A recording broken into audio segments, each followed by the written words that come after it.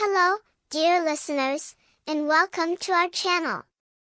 Here, you'll find the most enchanting tales, woven with magic, wonder, and adventure, to help you drift off to sleep with a smile. So, get cozy, relax, and let yourself be transported to a world of fairy tales.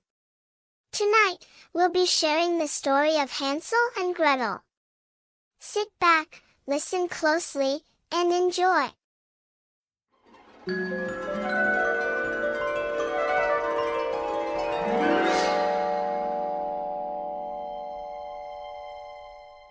Hansel and Gretel. Once upon a time there were two children.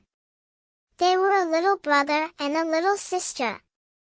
The little brother was called Hansel, the little sister Gretel. They were very fond of each other and always walked together. They lived on the edge of the mountain with a good mother. One day Hansel said to good mommy, "Mummy, mummy, let us go to the forest for strawberries." "But not my son."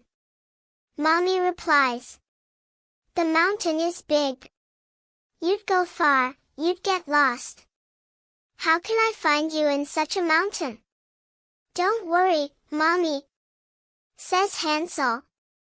"We'll just walk along the edge of the mountain." The children wouldn't leave their mother in peace.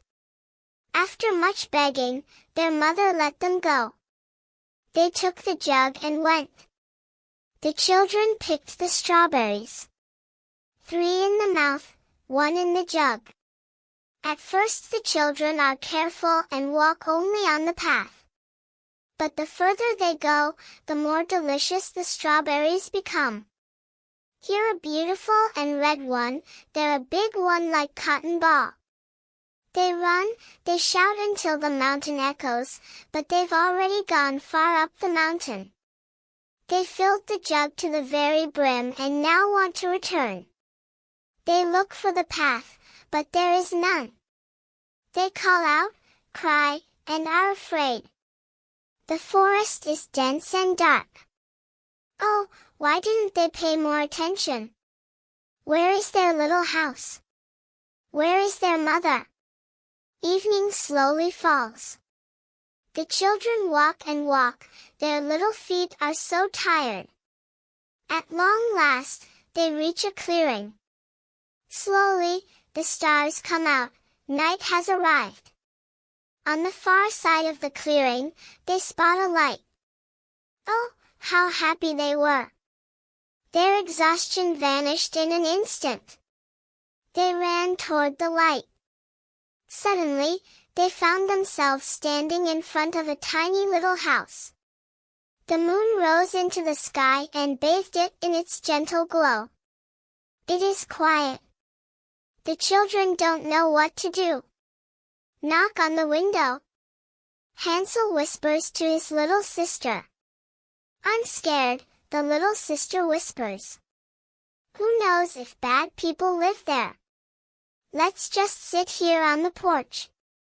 We'll stay here for the night and go home in the morning." The children settled down on the porch.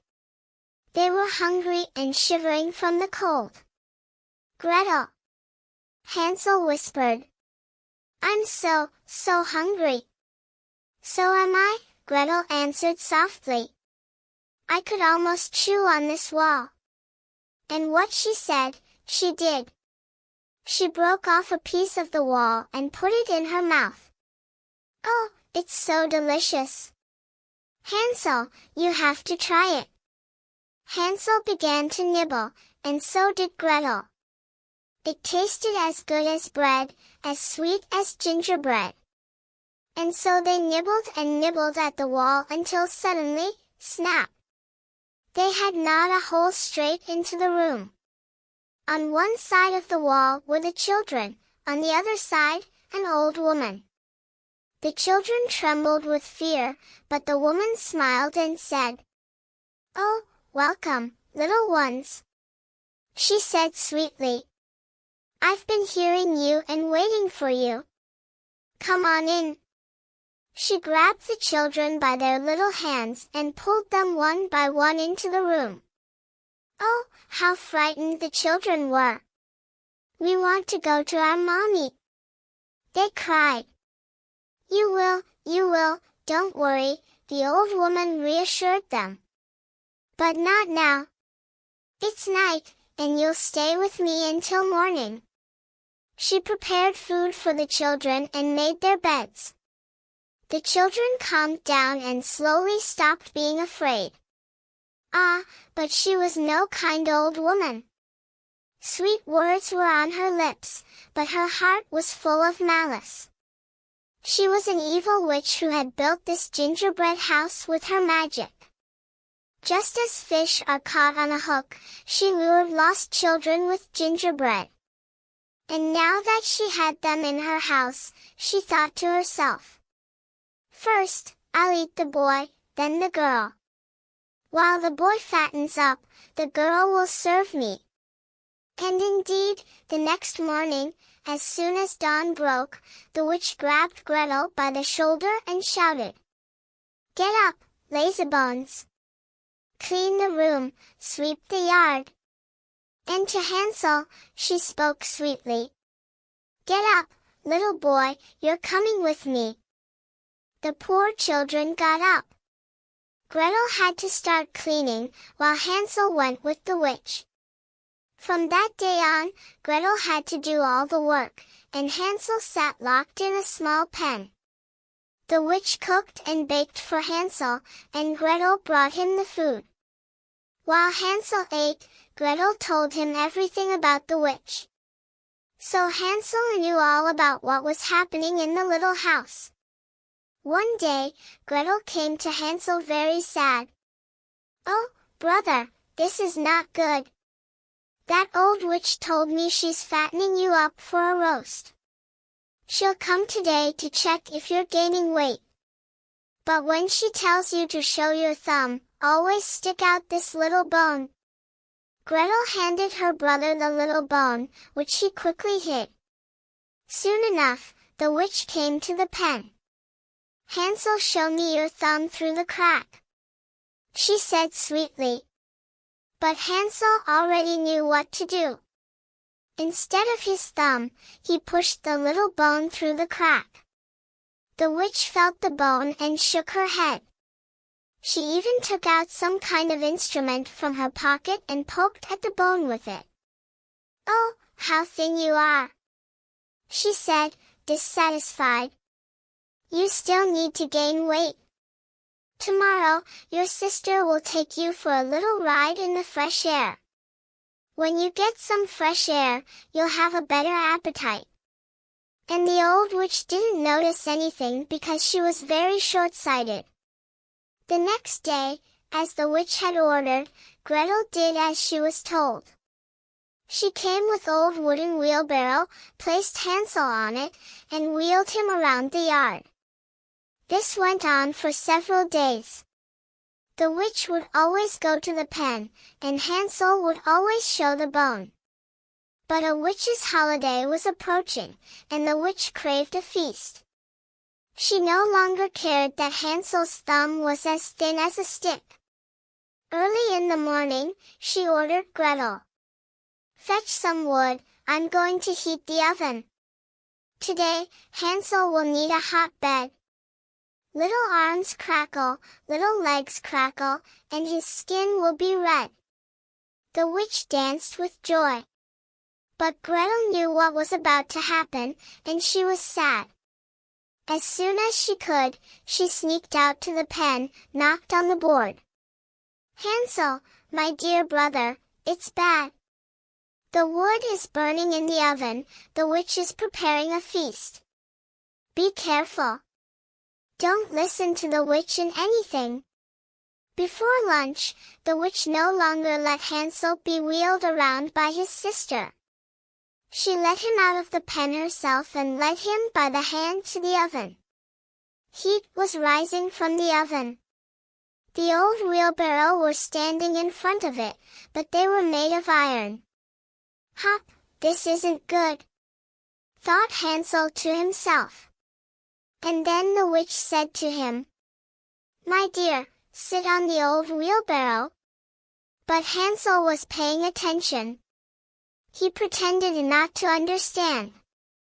He looked at the old wheelbarrow and said, "I don't know how. Please show me, Auntie." And so the clever witch sat down, spread her skirts, and showed the foolish little boy, like this, and like this. But as soon as the witch got settled, Hansel grabbed the old wheelbarrow and shouted, "Push, sister!" And with that, they both shoved the dear old witch into the hot oven. Oh, the witch started screaming. She wanted out, but the children grabbed the broom from the corner and hit her with it. And that was their luck.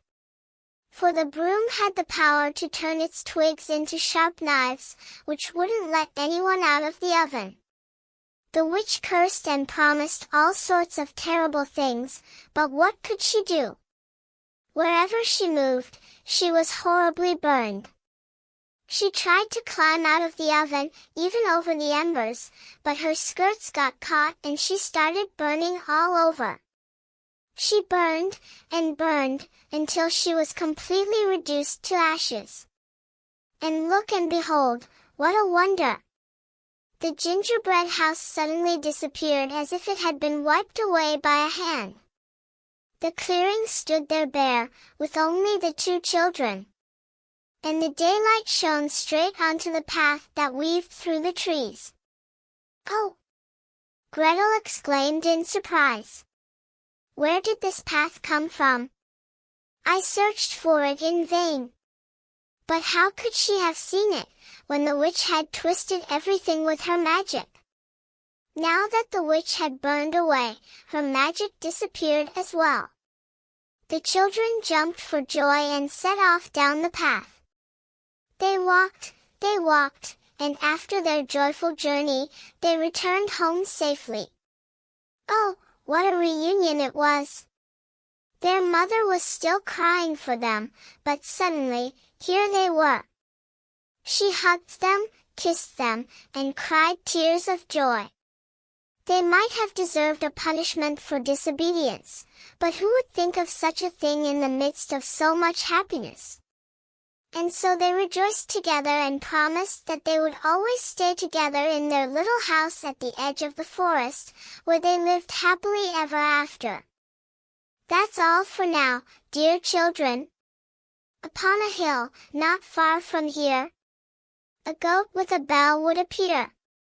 Its gentle ring would softly say, "The story ends with the close of day. Good night, little ones, sweet dreams."